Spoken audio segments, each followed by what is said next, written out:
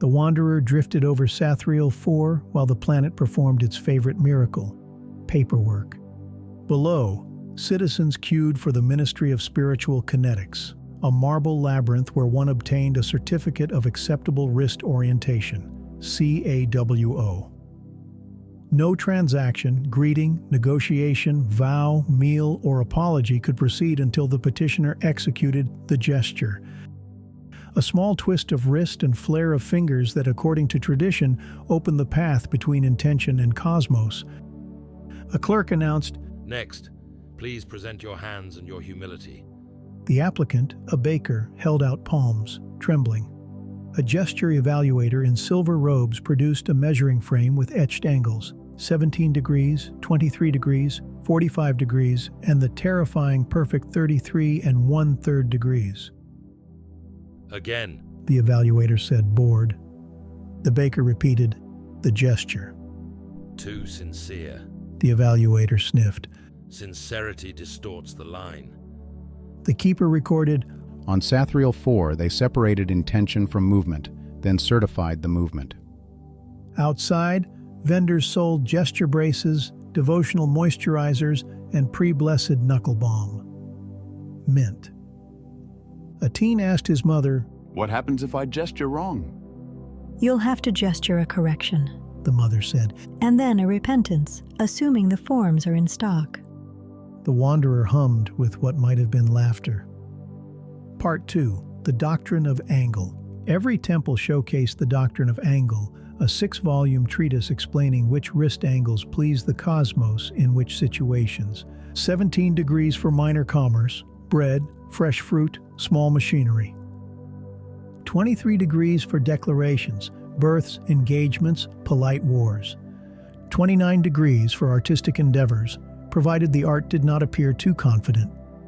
32 degrees for medical permission slips, stitches, vaccinations, heroic naps. 33 1/3 degrees reserved for reality adjustments, thunder requests, miraculous parking. A summit convened to debate whether spilled tea required a 17-degree purchase correction or a 23-degree accident apology with beverage enhancement. 11 days, fueled by tea that kept being spilled. A scholar rose, shaking. We must simplify, the people are tired. A senior anglemaster replied, Tiredness is merely the body's reluctance to participate in precision. The keeper noted, Where mystery should soften the heart, they hardened the wrist. Meanwhile, citizens developed angle anxiety, a trembling that subtly altered the very angles they feared to misperform. The ministry issued pamphlets, Relax into Exactness. Sales of weighted Serenity gloves soared. Part 3. The Audit of Sincerity. To discourage performative piety, the council invented the Audit of Sincerity, a roaming inspectorate authorized to test citizens at random. Results were graded on a spectrum: plastic devotion, mechanically correct, spiritually arid; plausible reverence, acceptable for weekdays; overt zeal, suspicious, likely attention-seeking; authentic awe, statistically improbable, flagged for review. An auditor halted a street musician. Gesture for busking. The musician complied. The auditor frowned. Too beautiful. Beauty implies you meant it. Ticket issued. Fine payable via gesture of contrition. 23rd degree with palm drift. The keeper commented across the crew's thoughts, amused. They punish counterfeit worship by counterfeiting punishment. In response, an underground pamphlet circulated, The Silent Gesture. It urged citizens to keep the hand still and let the heart move. The ministry banned it for lack of measurable compliance. Out loud, the keeper remarked, They built a scale for wonder, then weighed the silence and found it non-compliant. Part 4. The Relic Economy. When faith becomes mechanism, souvenirs become sacraments. Markets blossomed with relic-grade hinges, supposed fragments of the first wrist, authenticated by certificates notarized by other certificates.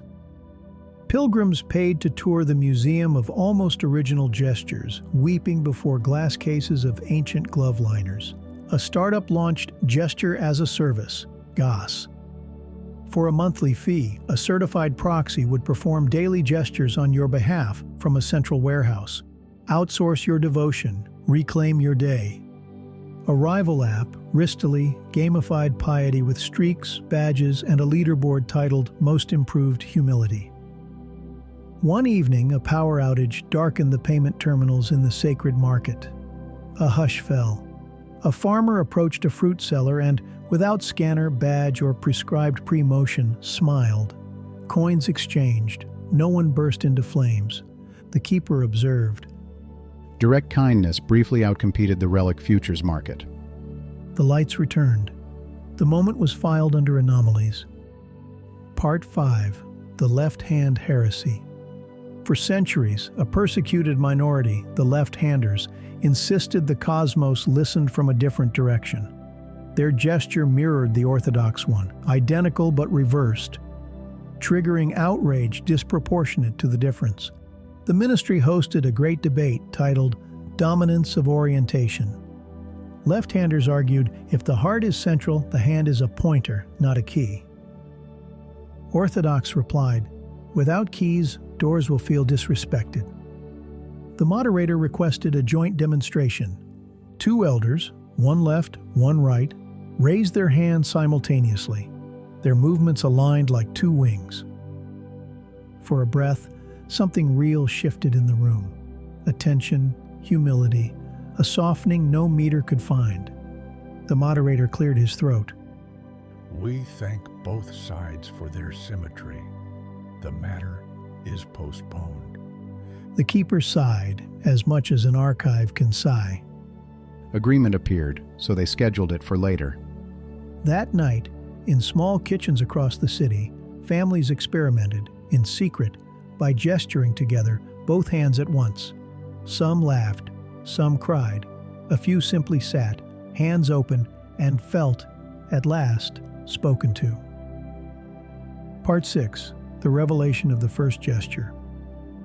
Archaeologists unearthed a sealed chamber beneath the Temple of Perpetual Clarification. Inside, murals of early Sathrieli meeting beneath an open sky. No altars, no angles.